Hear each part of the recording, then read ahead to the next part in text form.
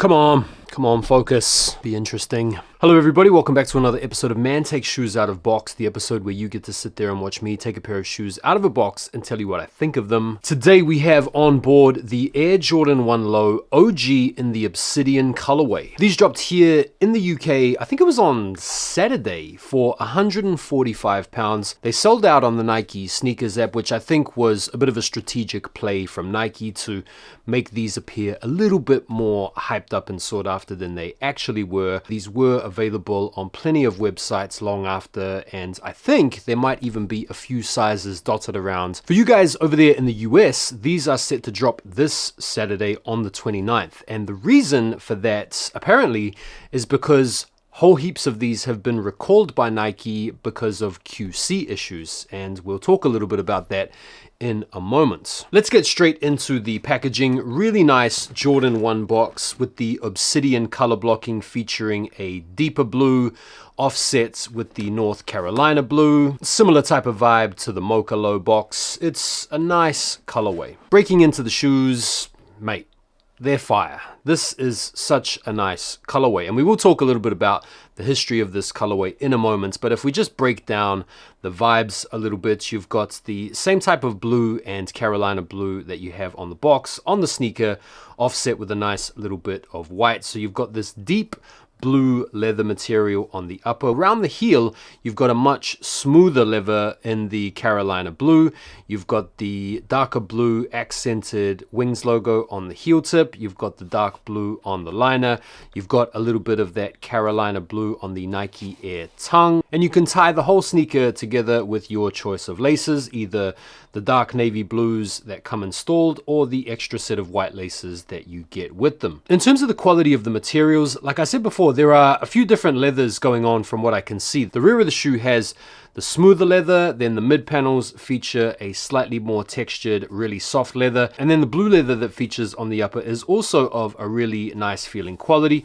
On the toe box, there is a little bit of disparity between the quality of the leather on the left shoe versus the right shoe, which isn't particularly uncommon on all Jordans, to be fair, but to the touch, it is quite smooth. Right, so the obsidian colorway has a bit of an interesting history behind it. Most of us will be familiar with the history thanks to the Jordan 1 High obsidians that pretty much got destroyed by TikTok. Unfortunately, that sneaker came out back in 2019 in a time when Jordan 1s really weren't hyped up at all. But the history of the colorway goes back even further than 2019. Obviously, the colorway draws its inspiration from UNC, from Mike's college, where he was a player, where he hit the game-winning shot in 1982.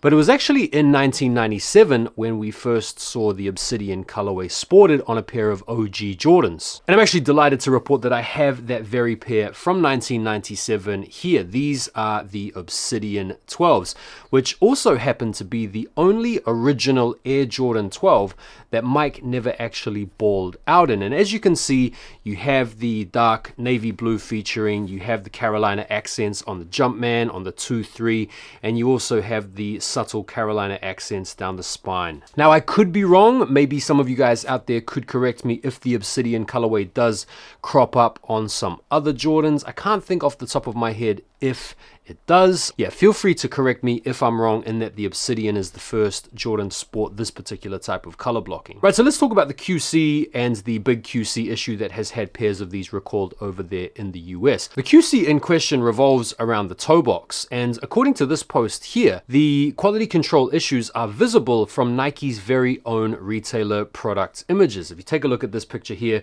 you can see that the toe box on the shoe here has a little bit of a slant or an indentation or a little bit of wonk factor to it. And as you can see here, comparing the pair that I have in hand here, the toe box is sleek. It's pretty smooth. I don't know if this was maybe a photography issue. I'm trying to look at the shoe in a way wherein that angle might appear. I can't really see it, but yeah, in any event, retailers have been asked to check their inventory and I guess send back any pairs that are sporting a toe box resembling the one here in this picture. More broadly on the quality control on my pair, there's nothing really flagrant I can point to. There's no glue marks, there's no stitching errors, there's no scuffs or scrapes. I would actually venture to say that the quality and the quality control on my particular pair is pretty much bang on, which I'm happy for, having paid the £145, which seems crazy to me to be paying that type of money for a Jordan 1 low, but hey, here we are. I took to comparing these to some Jordan 1 lows that I've picked up over the past 2 or 3 years. So starting off with the Atmosphere Grays. Comparing the leathers one for one, I feel like the Obsidians hold their own. It's a different type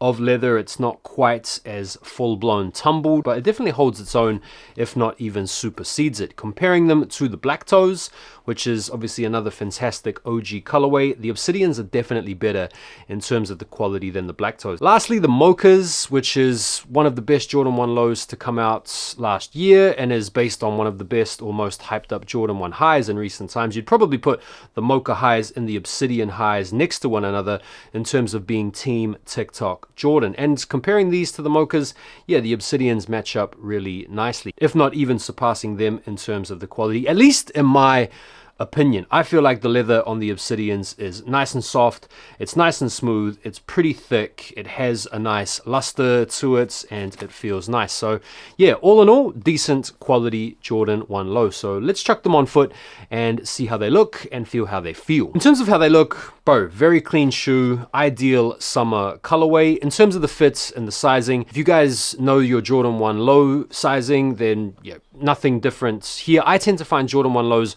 run a little bit big, so I usually go a half size down. So I went with a 10 US or a 9 UK just because I don't want these flying off if I decide to bust out any sea walks. And yeah, they fit absolutely fine. They do have a nice squishy insole in them, which is one of these Dream Cell squishy insoles, so pretty nice in terms of the comfort. It's nothing crazy, obviously, it's a Jordan 1 for goodness sakes. In terms of collectability, listen, it's a Jordan 1 low. I feel like the Jordan 1 low is one of those sneakers that has a lot of versatility about it. This is the type of shoe that you can really easily dress up or you can really easily dress down. Ideal type of shoe to slip on for summertime. I'm a big fan of the Jordan 1 low in general. And the colorway is absolutely banging. Right, so in terms of the resale, from what I can gather, these have pretty much bricked. At least here in the UK, you can find these sitting in a number of stores easy peasy, a little bit like the Mochas last year. I'm pretty sure it's going to be the same sort of situation for you guys over there in the USA. Now, the fact that the hype is low on these is fantastic. It sort of brings up the question as to the reason for bringing the shoe out at the end of the month when we've had a huge month of releases, including shoes like the Nigel Sylvester Air Jordan 4s. We've had the Chicago Unions, the SB 4s. You could almost argue that they have positioned this sneaker at the end of the month to give off a sort of consolation type vibe for all the people out there that might have missed out on these keynote releases, and you've got to feel like that's a pretty solid strategy from Nike. The flip side argument is that this shoe has come out during March Madness to promote the whole UNC connection, college basketball tournaments, but regardless, I feel like this is one of the more slept on releases of the entire month. Dope sneaker, in my opinion. I'm looking forward to rocking them out this summer. What do you guys think? Are you guys feeling the Obsidian 1 lows or not? Feel free to let me know down below. And I will see you guys on the next video. Have another exciting review coming up featuring the Union Chicagos, and also have a preview of next month's big sneaker releases coming very soon as well. So I will see you guys on the next video.